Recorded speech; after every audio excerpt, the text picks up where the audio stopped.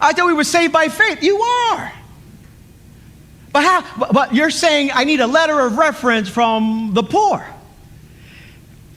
In Matthew 25, here we go. Jesus says these things. He says, in that day, I'm going to separate sheep from goats. There's going to be a big sorting that takes place. You know how after laundry, you're sorting the white stuff from the clothes? There's going to be a sorting just like that. And he says, some are going to go on this side, some are going to go on that side. And what is the basis for that? You would think he would say, those who went to church every Sunday, come on in, come on in. All right, and he goes on and he gets to the point where it says that if you feed the hungry, then Jesus says you're the sheep, you're on my right, and come into the kingdom prepared for you. And that's the passage, that's the scripture. And I want to do you a favor and actually teach you what Matthew 25 is actually saying when it comes to feeding the poor. Now, scripture must be read in context because, again, Matthew 25 is the Democrats' favorite passage. I think it's the only passage that they read.